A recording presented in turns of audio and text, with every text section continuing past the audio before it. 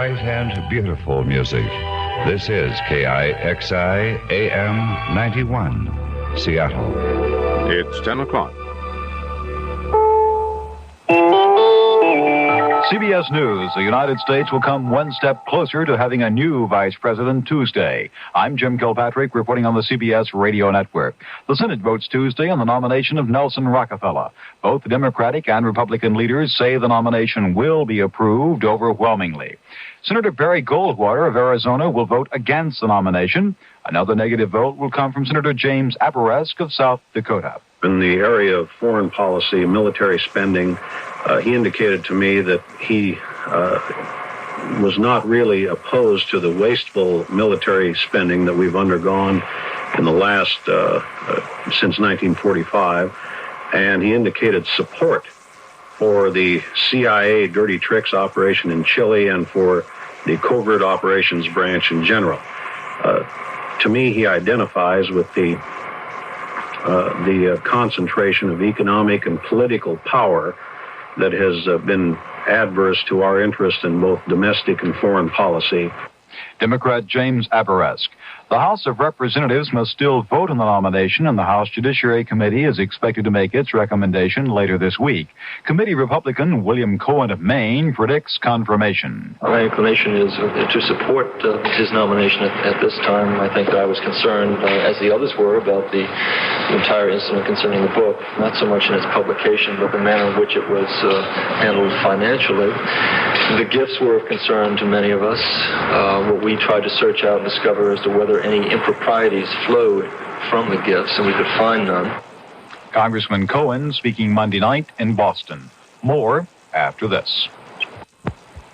Time Magazine. What's in it for you this week? Cover story. The leading lady of rock and roll, Joni Mitchell. Most of the rock stars of the 60s survive in repackaged groups with discounted reputation. But as Joni Mitchell says, the important thing is to write in your own blood. Her creativity and dedication make her unique among a new generation of female rock stars. Pop music is a tough world for women, and Time tunes you in on it. Also in Time this week, in show business, Time previews The Godfather Part 2 and finds it more than just a cynical attempt to cash in on its predecessor. In books, a buyer's guide to 21 books for Christmas giving. Capsule reviews on subjects ranging from Thomas Hart Benton to Flash Gordon. With 4 color pages of reproductions from the new art book. In sports, what the All-American Team 1974 would be like if all the pro football scouts pooled their notebooks. In modern living, recession hits the rich. A Manhattan couple switches to non-vintage champagne. A Chicago industrialist drives a diesel. And a West Coast millionaire sells one of his yachts. This is Time this week. Each week throughout the world, more people get their news from Time than from any other single source.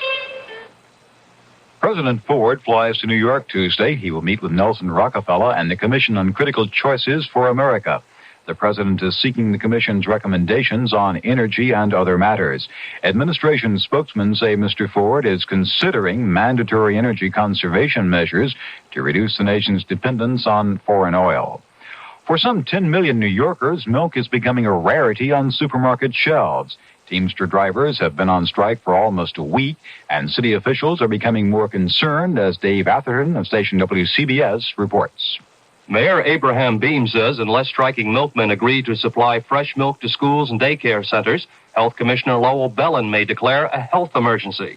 Bellin says he may declare that health emergency on Tuesday anyway, since stores are refusing to stock up on substitute milk supplies. We believe here in preventive medicine, and we don't want to wait until the point is reached where people actually begin to suffer grievously and suffer nutritionally. This constitutes a continuing hardship to the population, and that it's a hardship that ought to be alleviated as soon as possible for the sake of the public health. Negotiations aimed at ending the nearly week-old milk strike are slated to resume in 10 hours. Dave Atherton for CBS News, New York. Both houses of Congress have now passed legislation giving the government and not Mr. Nixon control of the White House tapes and documents. The bill now goes to President Ford. Ford Motor Company Chairman Henry Ford II says recession is a greater problem than inflation. He has suggested a 10% income tax cut to fight recession. More after this.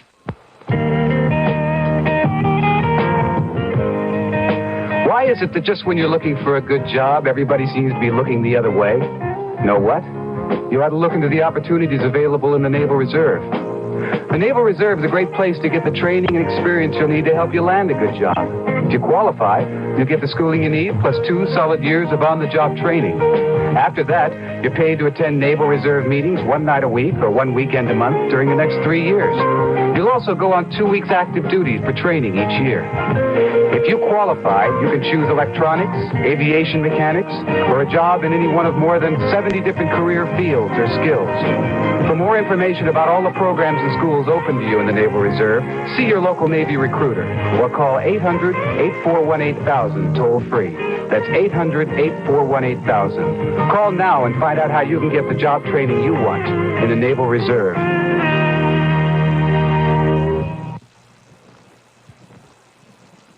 And starring Sucrose, 2 of the nation's largest sugar producers have reduced wholesale prices. If passed on to the consumer, the action will mean a savings of about 3 cents a pound. After raising the price of its cars an average of $416 this year, General Motors has decided to drop the price, $13. GM no longer has to install ignition interlock systems. Jim Kilpatrick, CBS News. CBS in Seattle, KIXI. The weather forecast for Seattle, Tacoma, Everett, vicinity, decreasing showers with a few periods of partial clearing tonight through tomorrow night. Partly sunny Wednesday. Low both nights near 40, with highs tomorrow and Wednesday in the upper 40s. Wind southerly 15 to 25 miles per hour, dropping to 10 to 20 tomorrow. 48 degrees at the Lake Union Building.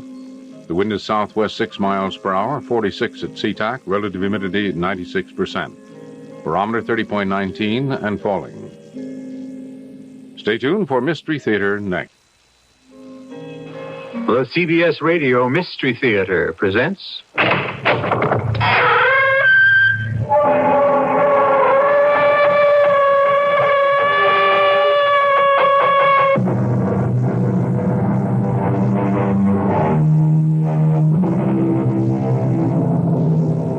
Come in. Welcome. I'm E.G. Marshall. Some very strange things are about to happen, wherein the basics of normal living are drastically altered, and 2 people become lost in... Well, you'll hear. It'll all come out as we go along. Norma and Hal, he's Harold Glenford III, have inherited an ancient brownstone on New York's East 58th Street. Hal hasn't seen the house or the uncle who left it to him since he was a little boy. He doesn't know what to expect any more than Norma does, as they inspect the old house now for the first time since it became their own. Yeah, you need a machete to get through these cobwebs. Well, nobody's lived here in 10 or 15 years, you said. But it's going to be beautiful. A little belt tightening, maybe, but we can make it. I don't advise tightening your belt. No kidding, Norma. The baby's due in April. You're going to have to stop working pretty soon. It's not going to be easy on my salary alone. Oh, nobody said it was going to be easy. And there are the ghosts, of course. Cut it out. Well, now, according to Uncle George, that's the reason nobody's been living here. The ghosts drove Uncle George himself out. That's what he said. And he couldn't keep the place rented, so he just gave up. Okay. A house like this needs a ghost.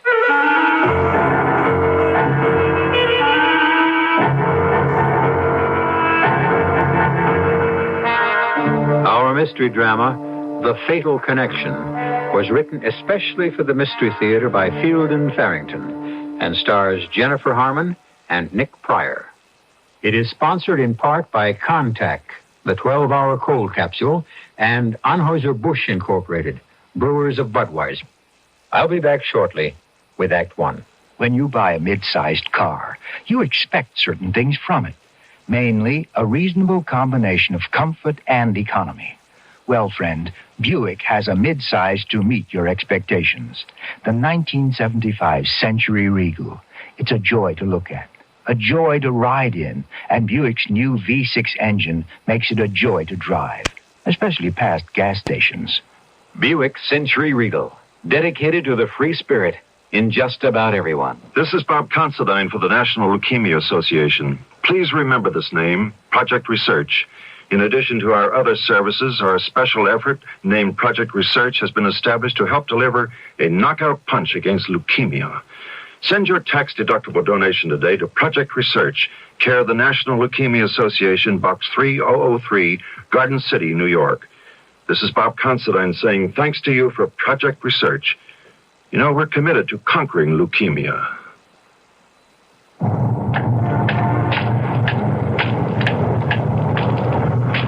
Hold it, kid. Huh? This is a stick-up. Oh, please. I don't have any money. Don't hand me that. This is payday for all you college kids who work at Hinklemeyer's. I seen you there. Oh, but all I have is my paycheck. That's okay. Hand it over. Here. You can keep the stub. Hey, wait a minute. How come they held out federal income tax? Well, everyone has to pay income tax. What's the matter with you, kid? Don't you know nothing? You do not have to pay no federal income tax unless you earn more than $2,050. Oh, but they still have to withhold tax from my pay. Look, kid, all you have to do is give your boss an IRS form, W-4E, instead of the usual W-4. And he is then not required to withhold any federal income tax from your pay. And you will not have to file no tax return to get it back. Really? Hey, I didn't know that. Thanks. Ah, that's okay. I figure you could use the money. This message presented on behalf of the Internal Revenue Service.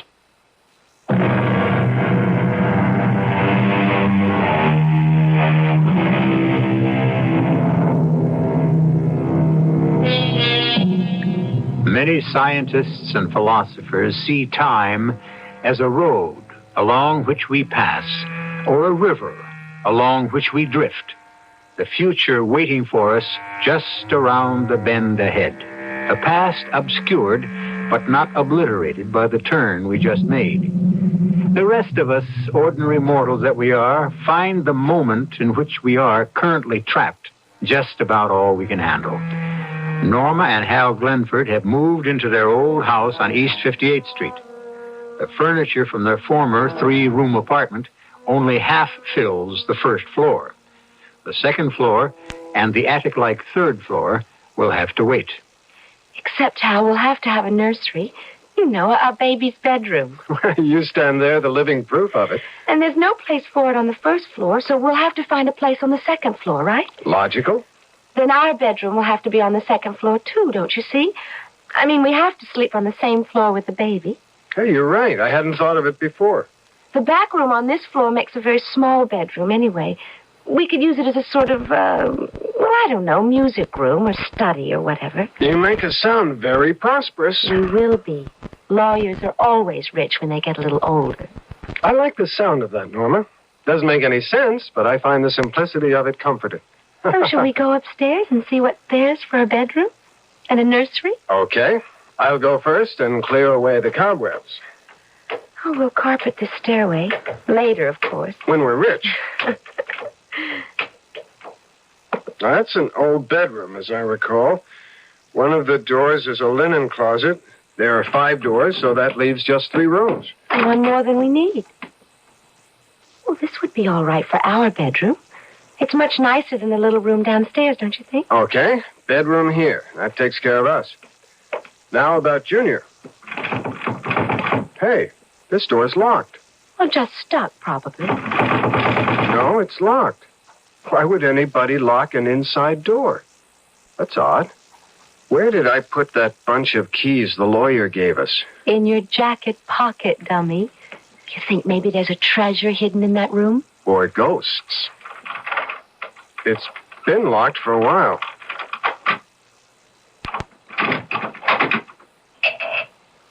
It's all furnished. Son of a gun. Right out of the 19th century. It looks like what used to be an upstairs sitting room or something of the kind. Oh, Hal, just look at that secretary. It must be 100 years old, and it looks just as solid as... Oh, my gosh, a telephone. One of those old wall phones. I've seen pictures of them. Shouldn't it have a crank? Oh, I'd like to furnish the whole house just like this. You know, everything to match the house itself. I wouldn't change a thing in here. Well, I could live without the cobwebs and the dust. Well, I'll speak to the upstairs maid about it. Good help is so hard to come by lately, my dear. Have you noticed? Oh, I have indeed. It's the times, I'm afraid. Everything seems to be going to pot. What? Darling, would you believe it? The butcher today wanted 18 cents a pound for steak. Just plain old beef steak. 18 cents a pound. Well, might as well eat at Delmonico's if it costs that kind of money to cook at home. Oh, let's, shall we? This evening? Well, why not? I'll order a hack. Excuse me, my dear. Operator, I'd like a hansom cab sent to 621 East 58th Street at once. At once, understand? We'll be going to Delmonico's. Let's go back downstairs where the 20th century is and see if there are any hot dogs in the refrigerator. Actually, though, I guess 18 cents was hard to come by in those days, as $2 is today. Not for old Grandpa Glenford, it wasn't. Great-grandpa, that would be. He was filthy rich. Was he the one who built this house? No, I don't know that he built it. He was the first Glenford to own it. Whatever happened to all that money?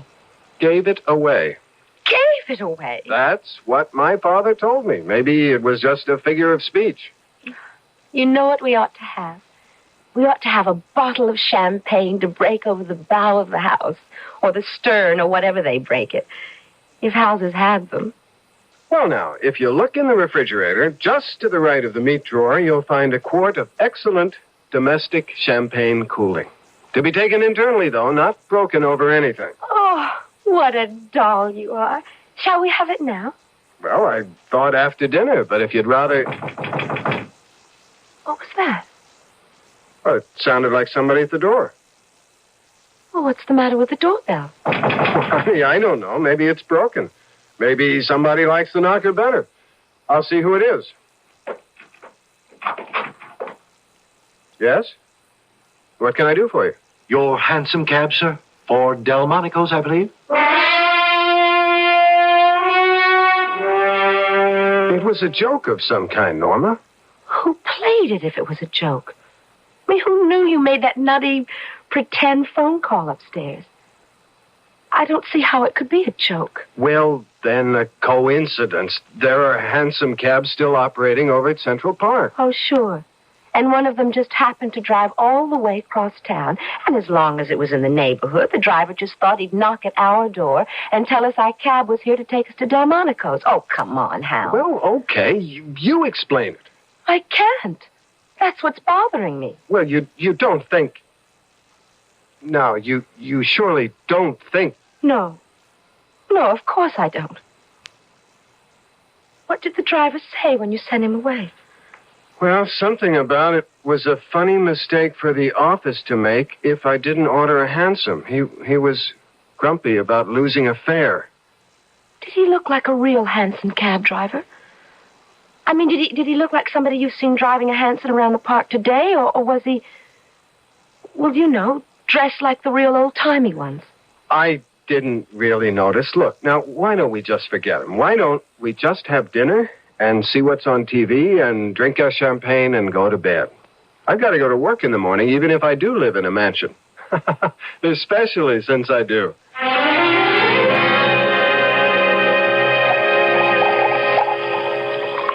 Here's to great-grandfather Glenford. Look, take it easy with that stuff, will you? The bottle's half gone already. You're a novice at this, remember? And here's to hansom cab drivers everywhere. Hey, you know what we ought to do? There isn't any more champagne, if that's what you mean. I only bought one bottle. No. What we ought to do is something about that phone upstairs. Yeah, like have it taken out. No, I want to order something. A new dress. Something like that. I mean, if they send over cabs when you order them, why not? You'd better let me finish this bottle. Bring it upstairs. Come on. 4 years it's taken me to find out I married a lush. There it is. Our fairy godmother compliments of the telephone company. You want to go first? No, you go ahead. I'm just along for the ride. What shall I ask for? Well, look, don't fool around with one dress. Ask for a whole new wardrobe. As long as you're going to be a kook, you might as well be kooky in the grand manner. You're a genius. Hello? I want a whole new wardrobe. Oh, no, 2 wardrobes. One for myself and one for my husband. Everything in the latest style, and everything must fit perfectly. Oh, and have everything finished and delivered by the time I get home from work tomorrow afternoon. That's, I guess, it for now. You want to order something, Hal? Oh, sure. Why not? Here, give me that. Hello. I want the house completely redecorated. Completely. Restored, I should say, exactly as it was when the place was new. And I don't mean just when you get around to it. I want that finished by tomorrow afternoon also. By the end of the working day. Thank you. Beautiful. Let's finish this bubble water and get to bed. Hey, what do you bet you have a headache in the morning?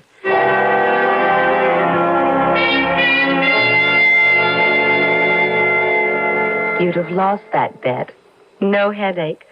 All I want is a cup of coffee, though. Me too. That's all we have time for anyway. Well, pick me up after work this afternoon. Sure. I may be a little late, though. That's okay. A secretary's work is never done.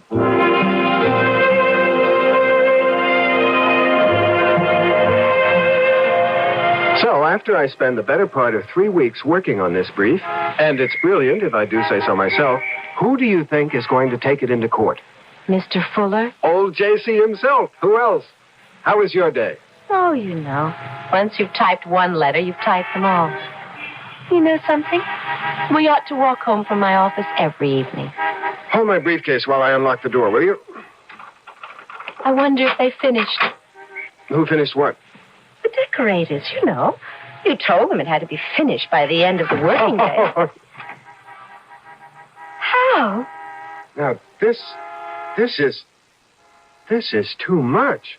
I mean, what kind of a joke? It is, Hal. It's all been redecorated, restored. Just like you ordered. Oh, Hal. Hey, where's our new television set? Now, that is going too far. That set cost color TV. That was a 21-inch screen. But how did they do it? Who did it? I mean, I can't figure. Hal. What? The refrigerator's gone. Look at this thing. What is it? It's an old ice box. It's full of ice. I don't think you can get ice like this anymore. There's something. This is all wrong, Norma. It's not a joke, is it, Hal? Nobody makes this kind of a joke. A coal range. An old coal range. My grandmother Scott had one of those out in her summer kitchen. Nobody used the things even then. The toaster, the blender, everything, Hal, it's all gone. That telephone. That damn telephone. It's real, isn't it? It really is real. You tell the telephone you want something and you get it. It's like a genie in a bottle. You just order it and I think I'm scared. All right. If it'll work one way, it ought to work the other too. In reverse. What are you going to do, Hal? Come on. I'm going up there and I'm going to tell that lousy telephone to put our own stuff back in this house and then leave us alone. That's what I'm going to do. Now listen, you, whoever you are, I want you to stop. Number, please. Oh, my God. Hal? Norma, let's get out of this place.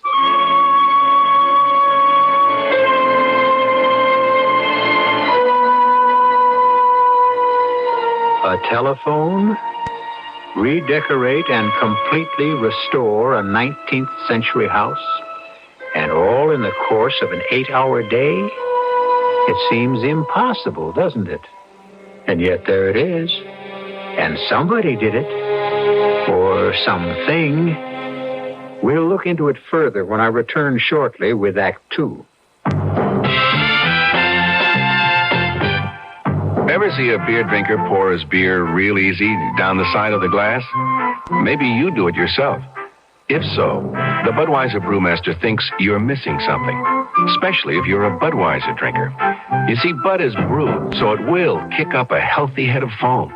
Exclusive beechwood aging and natural carbonation make it a lively brew. Well, anyway, pouring Bud plunk down the middle of the glass helps bring out the best in that clean white Budweiser foam and real beer aroma. It also helps you get the full benefit of a taste, smoothness, and drinkability you'll find in no other beer at any price. Remember, brewing beer right does make a difference. Next time, pour that Budweiser right down the middle and see for yourself. Anheuser-Busch, St. Louis. Who knows how to help you solve your shopping problems? Your Better Business Bureau knows. Hey, honey, this looks like a good deal.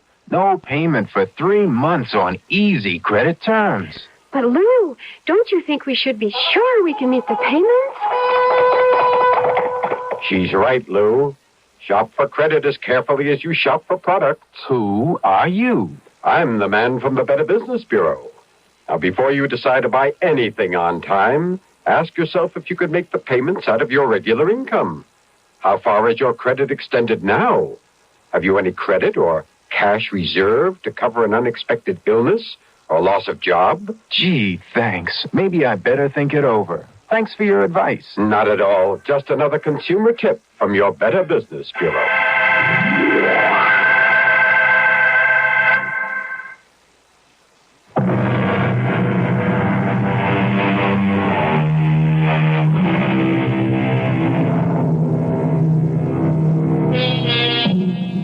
Time. One of the many things we still don't understand about our universe.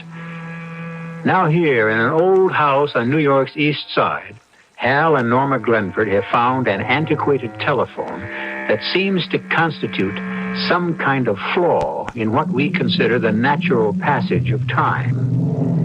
At least in the incredibly short objective space of 8 hours, the house has somehow become its original 19th century self. The past, if Hal and Norma can believe what they see and hear, has been trapped within its walls. The eeriness of it has sent the two of them frightened out onto 58th Street. It's so quiet out here. And so dark. I don't remember it being this dark before. Well, we haven't been around this neighborhood much at night. I guess east of First Avenue, the city just doesn't waste money on bright lights. Let's walk up that way, Hal.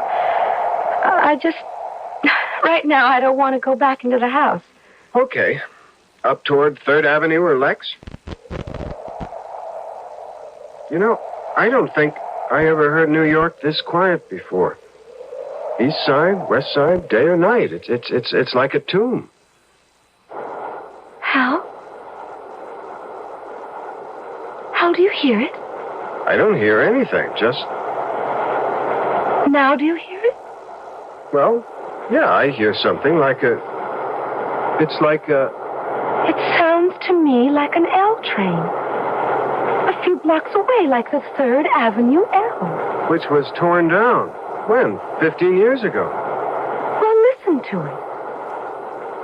Hey, this I've got to see. But Hal, if it's the old 3rd Avenue L, then that means that everything... everywhere... No, listen, we don't know what it means. Some nostalgia freak with a recording, probably. Something like that. Come on, let's go see. Now, if that isn't an L stopping, I've never heard an L stopping. Well, you haven't in a long time. But I've heard plenty of them when I was a kid. Wait a minute, Norma. What do you hear now? A horse. Don't tell me that's not a horse. That sure sounds like one. Mounted cop, most likely, or maybe that same nostalgia buff.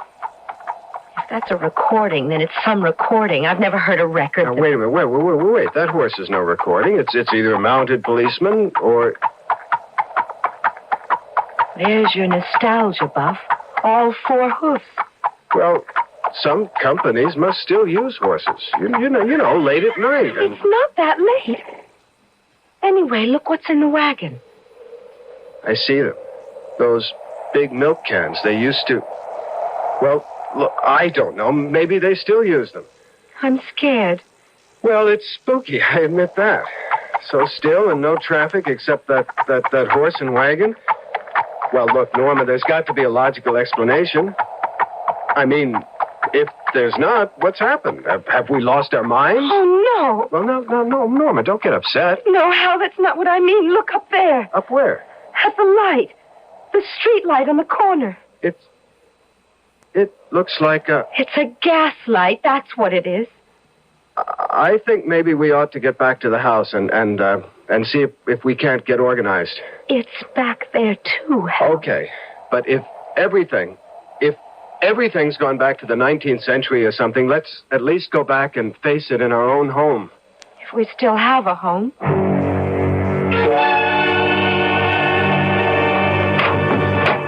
The key seems to turn easier. What if there's somebody in there? I mean, we didn't live here, and... What year do you think it is, Hal? It's... Oh, Lord, I'm so mixed up. How can it be anything but 1974? That's what it is. Or was, or will be. Now, we've got to stop this foolishness. The first thing we need is some dinner. Maybe with some good, solid food inside us, we can take a more reasonable view of this mess. I don't know how to cook on a coal range. I don't even know how to make it burn, do you? Well, we were lucky there was some stuff in the icebox already cooked. I wonder who cooked it. Maybe my grandmother. What do you suppose happened to them? Your great-grandmother and grandfather. Are they supposed to be living here? Are they going to come walking in and... Listen, what's that? It's that phone upstairs, Hal. You mean the one that... Oh, Lord. Let it ring, Hal. Just let it ring. I can't. If it's somebody from whatever year this is, I've got to talk to him, Norma. I've got to. All right, but I'm going with you. They put carpet on the stairway, or had it on the stairway, whichever. Hurry up, will you? I don't want whoever it is to hang up before we get there. It's actually a new house now, isn't it? You don't see the signs of age anymore. It doesn't look like 1,000 coats of paint on everything. Hello? This is Bill, Harold. Where have you been all day? Well... I practically camped outside your office all afternoon, and you never did show up. Who did you say this is? Are you all right, Harold? It's Bill Voigt, your partner. Oh, yes, of course. I was wool gathering. I guess you were. Listen, I've got to talk to you bright and early tomorrow morning. You're in a jam, Harold. A jam? Well, can't you tell me about it now? You'd better get in here tomorrow for your own good. It's nothing to do with me, but for your own good. Oh, well, if it's that important... It is. It's to you, Harold, not to me. To you. All right. Thanks for calling, Bill. What was that about a jam? He didn't say. But you want to know something weird? He thought he was talking to my great-grandfather. That man called me Harold, and that was his name. I can't remember anybody ever calling me Harold my whole life. He thought he was talking to my great-grandfather. I can't see. How did they read by these silly gas lights anyway? There's an oil lamp right there on the desk. I think they used oil lamps to read by at night. The gas fixtures are all up on the wall. Well, do you know how to light one of these things amid the lamps? Well, just take the chimney off, the glass thing. Then you hold a match to the wick like a candle. Because if this is my great-grandfather's desk, I mean, the way he left it only yesterday, I want to know what's in it. Is this what you mean by the wick? Yes. Do you think we'll ever get back, Hal? I don't know if I could stand it stuck here forever. There's no way of knowing, Norma. Everything's written in longhand. This looks like a deed of some kind. Most likely for the house. No. My gosh. What? This is a deed to an office building on Fifth Avenue. Way downtown, but that's where the action was in those days. These days. Your great-grandfather owned an office building? I told you, he was loaded. There goes that lousy telephone again. Don't answer it, Hal. Look, you can come with me. It's no good just letting it ring. It's got to be somebody important. There weren't many phones in those days. These days, Damn it! Only rich people could afford telephones. It'll just mix things up all the more, though, answering it. Look, it's our only contact the way things are. I wish. Oh, it's no good wishing. Hello? Hello. Mr. Glenford? Yes? This is Maud Spencer, Mr. Glenford. Is Norma in? Just a minute, I'll see. Norma, do you know a Maud Spencer? I don't know anybody here. She asked for Norma. Norma. Now, maybe it's a link of some kind. You'd better talk to her. Oh, Hal, I don't want to talk on that thing. Look, this could be the breakthrough. Here, talk to her. Hello? Norma, my dear. We were all expecting you at Sarah Aldrich's tea this afternoon. I do hope you're not sick. Sarah who? Aldrich. Sarah Aldrich. Well, you were invited, weren't you? Sarah said you were. Oh, well, yes, I guess I was. I mean, yes, of course I was. I've been having these spells, you know, headaches and that kind of thing. Oh, dear. No trouble about your delicate condition, I hope. Well, it's related, I guess. Nothing to be concerned about. I'm just supposed to get a lot of rest, you know, stay at home and take it easy. Oh, dear. Is there anything I can do? I'll come and see you tomorrow afternoon. No, don't do that. What? I mean, I'm sorry. I didn't mean it the way it sounded. All I meant was I'm perfectly all right. I really don't need a fuss made over me or anything like that. It just isn't necessary. That's all I meant. Well, I'm sure I have no wish to intrude where I'm not necessary. I wish you wouldn't. Hello? Hello? She hung up. It wasn't anyone you know? No, I was supposed to have gone to Sarah somebody's tea this afternoon and didn't show up. Well, it could have been the breakthrough. One thing. Whoever was supposed to have answered this phone is called Norma, and she's pregnant. I'll tell you this. My great-grandfather was not a very popular man. How do you mean? Well, if he had any friends, they sure didn't write to him. These letters are all from people who hated his guts. Claim he stole them blind. Stole? Do you think it's true? I'm beginning to believe that old Harold Glenford, Esquire, was mixed up in some pretty shady enterprises. What kind of shady? Kickbacks, near extortion, character assassination, embezzlement, or something very like it. If a third of these letters are right, you name it, and old great-granddaddy Glenford was into it. Oh, that's shocking. Listen, you want to hear one? I'm not sure I do. Glenford. This guy signs himself James Blakely. Glenford, you are unfit to breathe God's pure air. The ways of God are beyond understanding, but justice is inevitable either in this world, which you befoul, or in the next, where, never fear, the punishment you deserve has been prepared for you. To hasten you into that world would be an act of the highest nobility. If I do not do the deed myself, rest assured that another will in good time. Wow. A sample. Only a sample. How? Well, what is it? Look at this. It's a... This is a picture of you and me. That sure is what it looks like. But in those clothes? Where did you get this? In this desk drawer. Look on the back.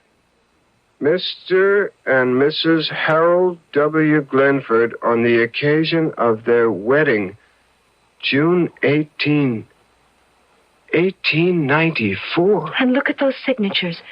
Except for a couple of curlicues, they're yours and mine. I can't help it, Hal. I'm scared.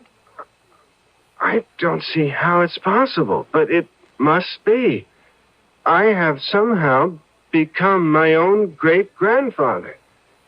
Not only that, but you're my great-grandmother, and that child you're carrying, due to be born next April, is my grandfather.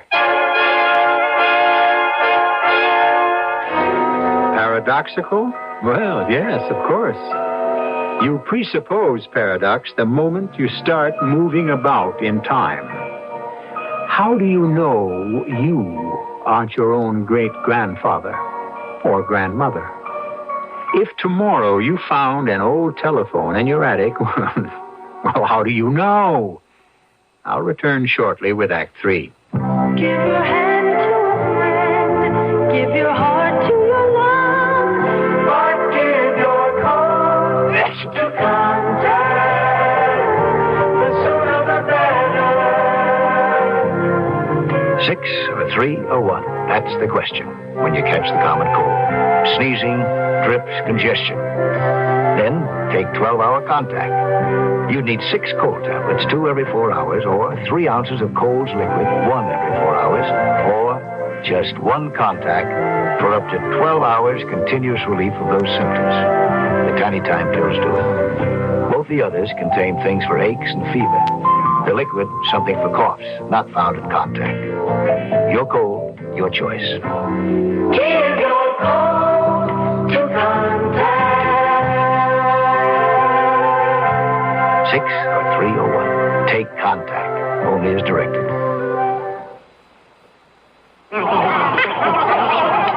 All right, you 3,000 elves. I don't have to tell you Christmas is getting closer. So today, we're going to rehearse the song that'll remind everybody to mail early for Christmas. Ready? And...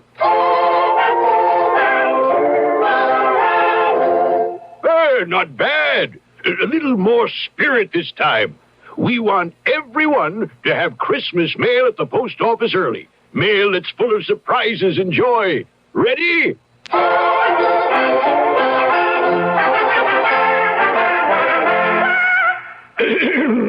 Once more, please.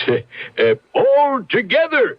To remind everybody out there to mail Christmas packages at the post office by December 10th and cards by the 15th. 'Tis the season to merry,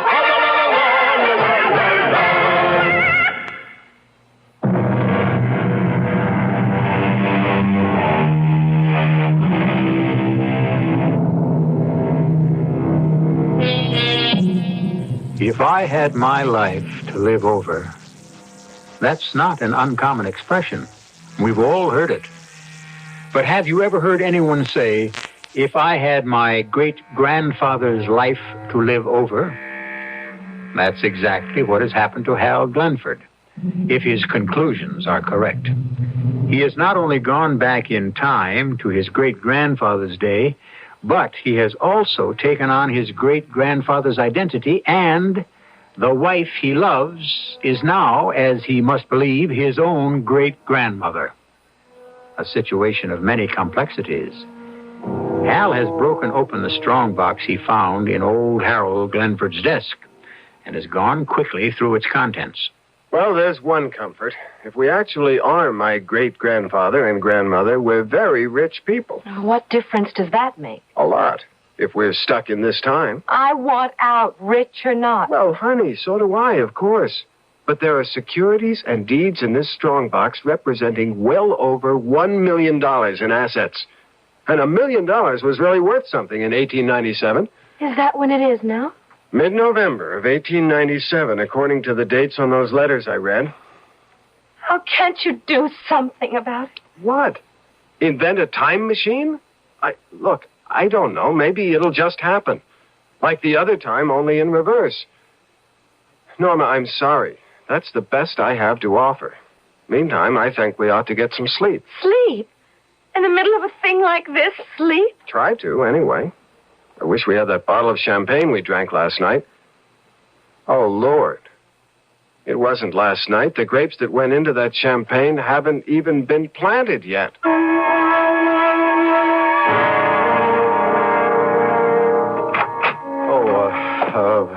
Hello there. I'm sorry. I didn't realize you had someone in your office with you. Never mind. I was just leaving. Sit down, Harold. You were wise to shave off your beard. Oh, yes. Well, my wife never really liked it, and I thought... Well, it served you well. Blakely didn't recognize you. Was that James Blakely? What are you talking about? You know perfectly well it was James Blakely. No, I mean, I had a letter from him yesterday. I could have... do you know I could have him in court for some of the things he said? Yeah, that's rather funny, you know. You having James Blakely in court instead of the other way around? That's really very funny. I don't think I know what you mean. Well, that's neither here nor there. I want to dissolve our partnership, Harold, as of this moment. Oh? Do you mind telling me why? Do you really think that's necessary? I wish you'd tell me... All right. I've had my fill of being a thief's associate. Now, wait, just I a know. minute. I took my share in the beginning. You're not the only fool in the room, but I'm through with it now. And thank God I had no part in the Blakely thing. All right. I was checking things over last night, thinking things over.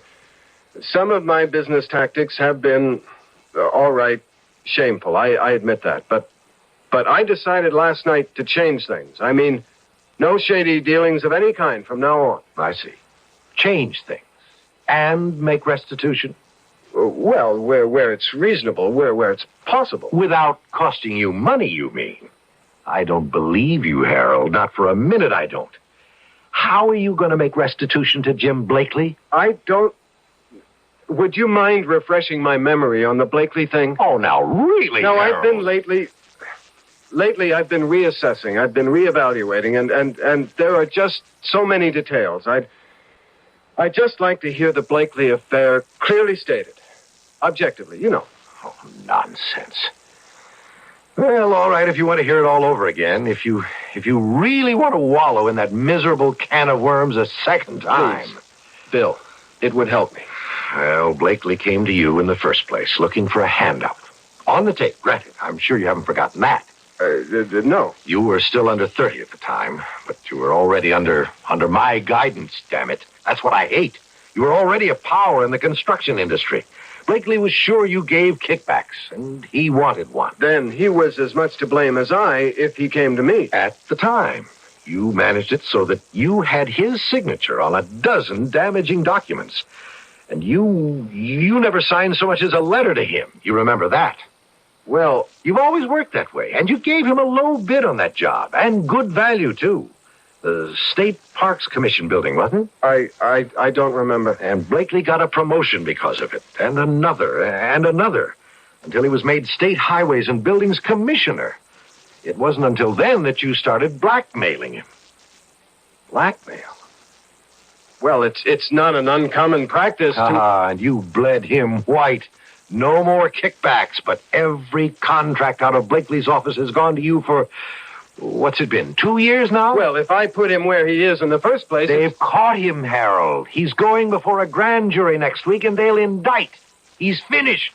There isn't a shred of evidence against you except his word, which, of course, isn't worth a tinker's damn now. You never signed a thing, did you? A man who signs damning documents is nothing more than a fool, like Blakely. Well, does that refresh your memory?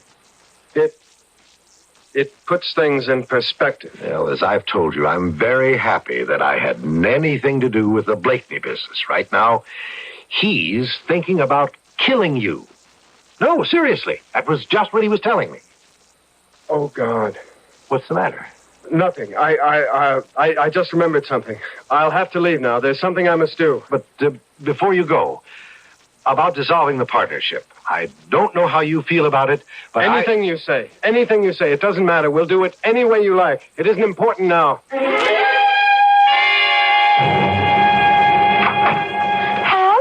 Oh, Hal, I'm so glad you're home. Yes, listen, we have to get out of here. It's so awful, Hal, being in a place you're so terrified of and being even more terrified of leaving it. I've never in my life... Norma, we have got to get out of here. Out of here? Where to? I mean, altogether out of this time. We've got to get back to the 20th century. Hal, something's happened, hasn't it? No. Yes. Norma, there's no time now. Let's try the telephone again. I want to know. Tell me, Hal. Tell me. Number, please. Listen, I want you to get off the line. Do you understand? I want you to just unplug yourself or whatever it is you do and just get off the line. Just for a minute or two.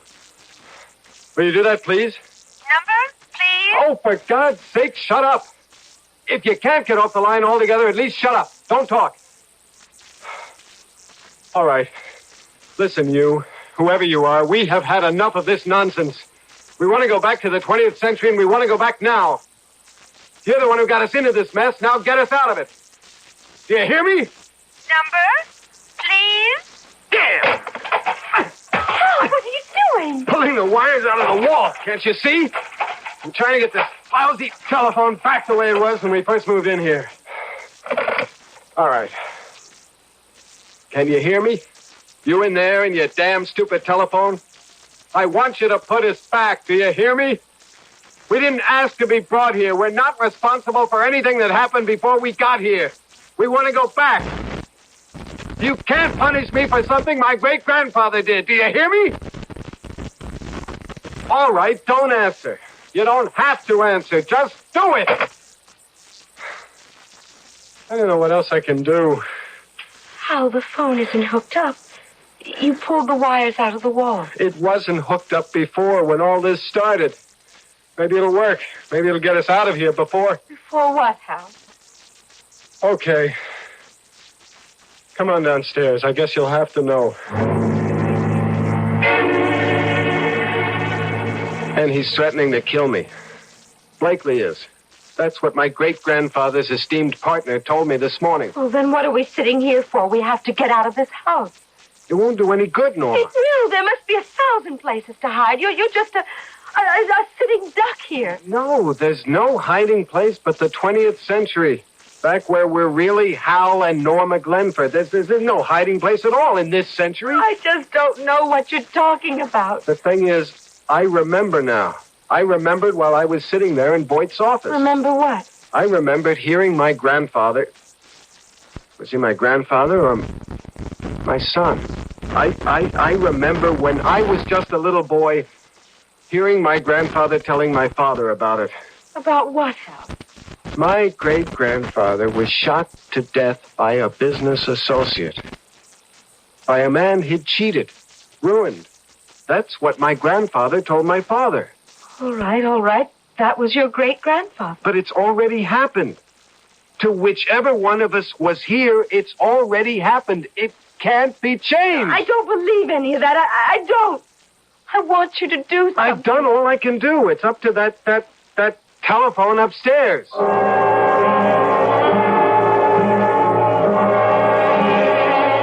Maybe if we just sit here and think 20th century, it'll work. Close our eyes and just know we're in the 20th century. Listen for auto horns. Think about the Pan Am building. Try to decide what we'll watch on TV later. Breathe the polluted air. Mightn't it work, Hal? It couldn't hurt. Close your eyes. That'll be Blakely. Don't answer it.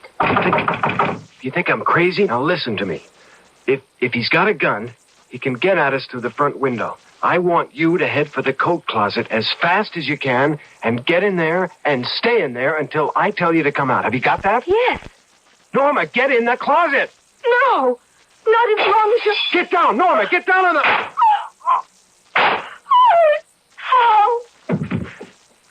How? Don't move, Norma. He may still be out there.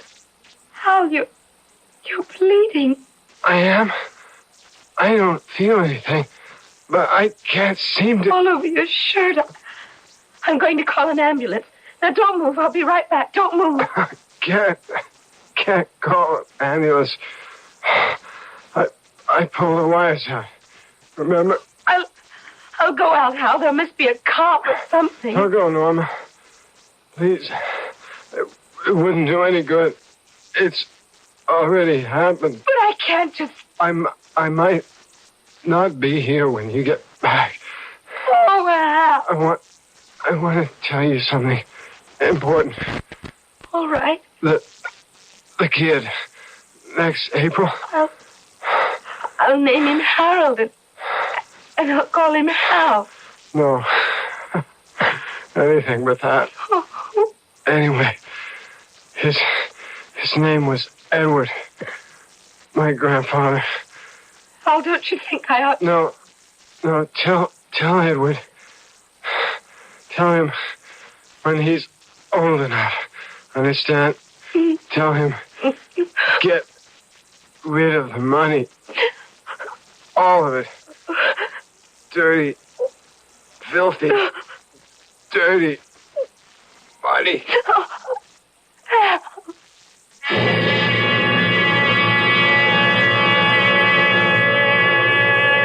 Justice must be served. That goes without saying.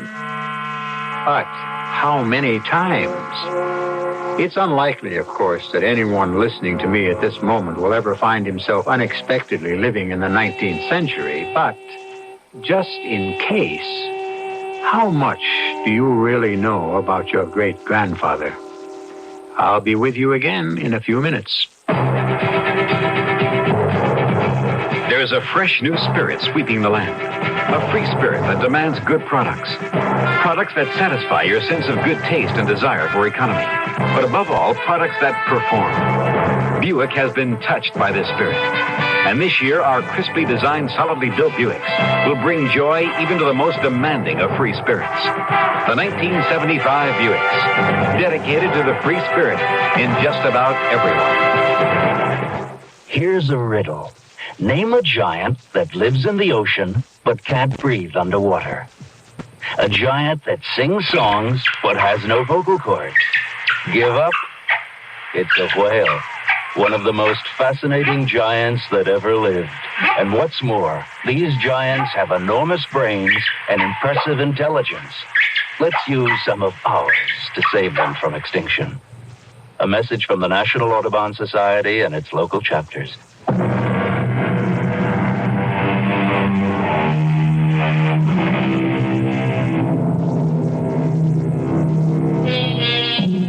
Young Edward Glenford, Norma's baby, was born in April 1898 and lived a long and, in some respects, fruitful life.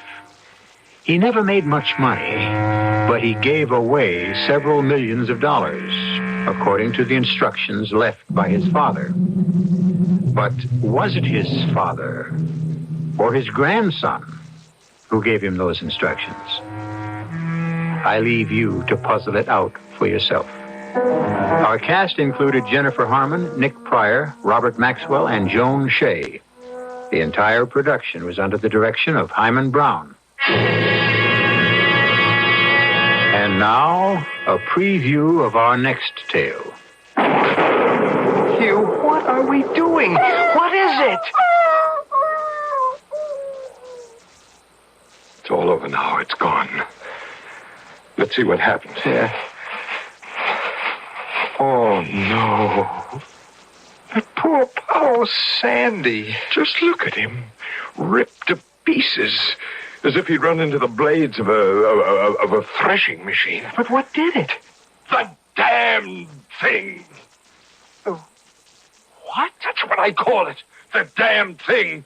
First, it did away with my chickens, and then the pigs and the cattle. And now poor Sandy, slashed to pieces. And that's not the end. Only the good Lord knows what the damn thing will destroy next. Or who? Radio Mystery Theater was sponsored in part by Buick Motor Division. This is E.G. Marshall inviting you to return to our Mystery Theater for another adventure in the macabre. Until next time, pleasant dreams.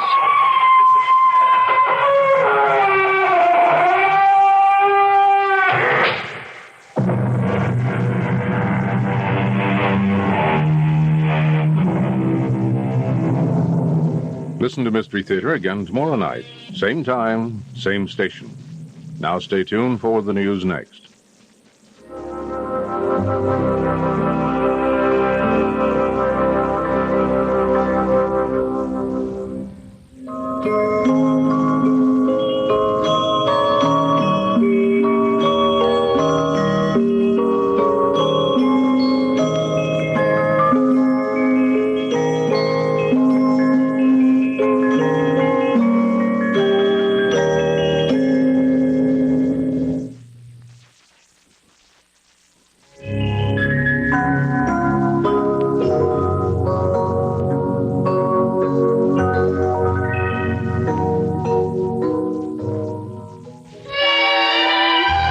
bright and beautiful music. This is KIXI, AM and FM, Seattle. Pacific Standard Time, 11 o'clock. CBS News. Public hearings continue today in Washington on U.S. energy policy. I'm Ann Crosman reporting on the CBS Radio Network. Top government energy officials believe that the administration will have to adopt mandatory ways to save energy.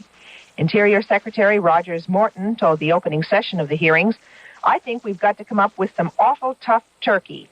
Frank Zarb, the man nominated to be chief of the Federal Energy Administration, said some of the ideas being considered are a gasoline tax and restrictions on oil imports. Consumer groups also testified at the hearings. One spokesman was Lee White of the Consumer Federation of America. He says the oil companies should bear part of the burden in saving energy. The profits of the petroleum industry is still running very, very high.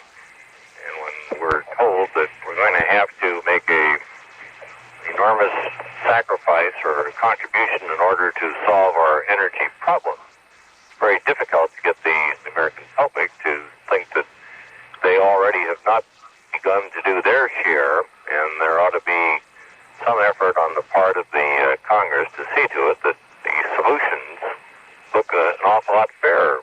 Spokesman for industry and business at the hearings said that they think voluntary methods of energy conservation should be given more time to work before any mandatory controls are imposed. The hearings are being held to get ideas for this Saturday's meeting of the Energy Resources Council at Camp David. The council will consider the recommendations and then make suggestions to President Ford to present to Congress in January. Mr. Ford travels to New York City on Tuesday to talk about energy conservation with Nelson Rockefeller's Commission on Critical Choices for America. The president will also be discussing food and economic problems. More news in a minute. Are you an unpublished author? Do you have a book-length manuscript ready or almost ready for publication? Or do you know of anyone else who is an unpublished author?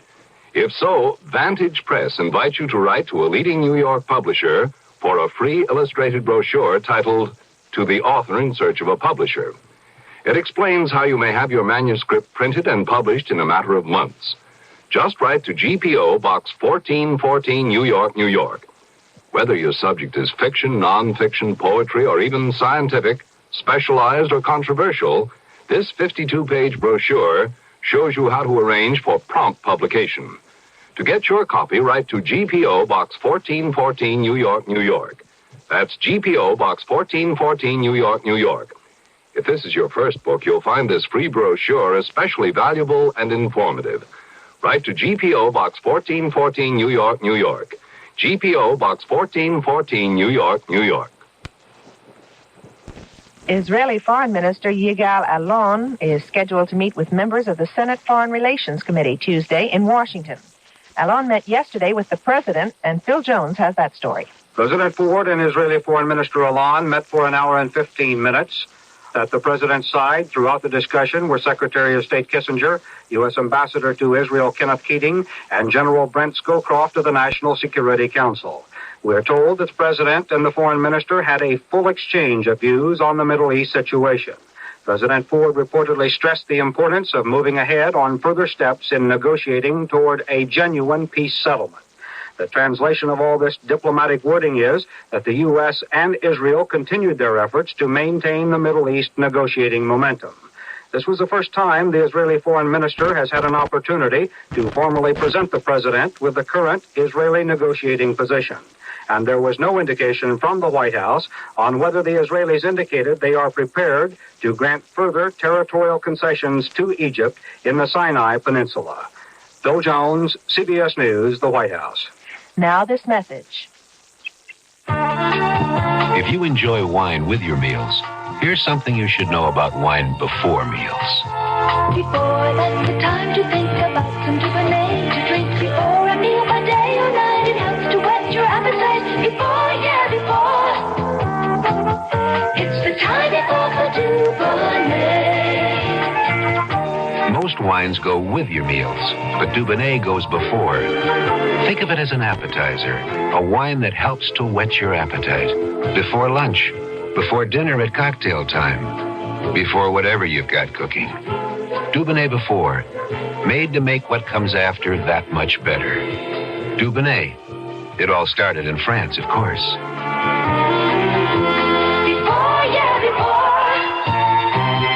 It's the time for Dubonnet.